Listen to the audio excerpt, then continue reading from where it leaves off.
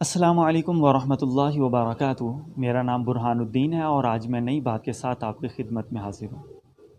ناظرین، یہ قرآن مجید کا نمایاں اعجاز ہے کہ اس کی صداقت کا اعتراف ہر دور کے سنجیدہ دانشوروں نے کیا ہے، اگرچہ وہ مسلمان نہ بھی ہوں۔ اسی کی ایک کڑی جس کا ذکر آج میں آپ کے سامنے کرنا چاہتا ہوں وہ برطانوی ولی عہد شہزادہ چارلس ہیں۔ شہزادہ چارلس نے قرآن مجید کو اسٹڈی کیا، شریعت محمدیہ کو اسٹڈی کیا اور اپنی زندگی کے مختلف خطبات میں اسلام کے متعلق اپنی سنجیدہ آراء بھی پیش کی۔ ناظرین، شہزادہ چارلس نے اپنی ایک تقریر کے دوران اپنے دانشوروں کو مخاطب کر کے کہا کہ میں اپنے دانشوروں کو دعوت دیتا ہوں کہ وہ اسلام کو بطور متبادل نظام کے اسٹڈی کریں اور اسلام کا مطالعہ کرنے سے قبل دو باتوں کو بھول جائیں۔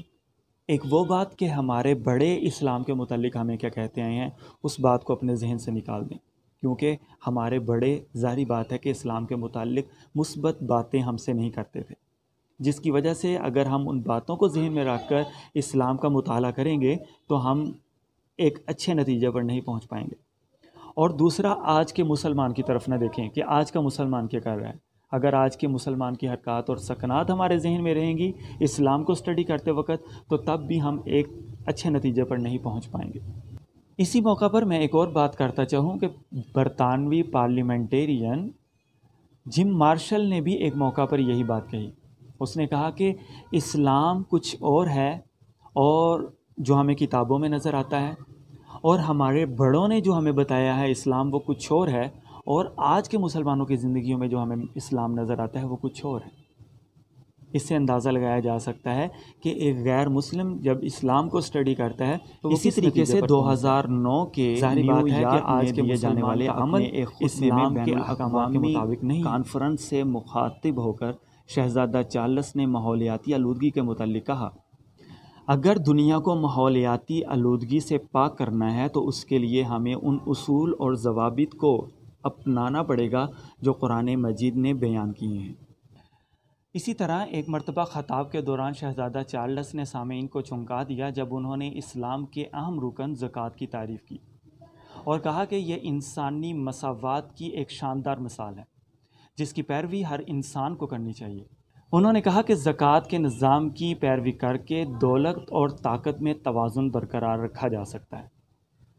رپورٹ میں بتایا گیا کہ شہزادہ چارلس ان دنوں اسلام کا انتہائی دلچسپی سے مطالعہ کر رہے ہیں اور اسلام کے 5 رکنوں میں سے زکوٰۃ سے بے حد متاثر ہیں۔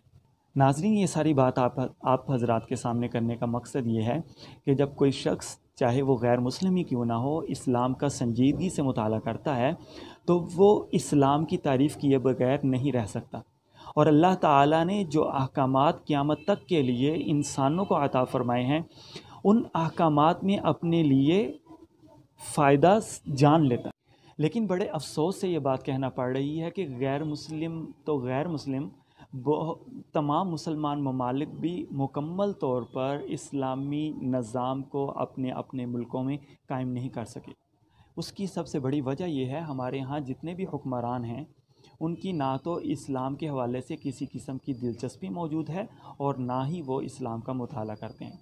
اللہ تعالیٰ سے دعا ہے اللہ تبارک و تعالیٰ ہمیں ایسی سمجھ اور ایسا شعور عطا فرمائے کہ ہم نہ صرف اسلام کا مطالعہ کریں بلکہ اسے اپنی عملی زندگی میں بھی لاگو کرنے کی کوشش کریں، اور من حیث الامہ اللہ تبارک و تعالیٰ ہمیں اس قابل کرے کہ ہم تمام اسلامی ممالک میں اسلامی احکامات کو لاگو کر سکیں۔ اللہ تعالیٰ ہمیں عمل کرنے کی توفیق عطا فرمائے۔ السلام علیکم ورحمۃ اللہ وبرکاتہ۔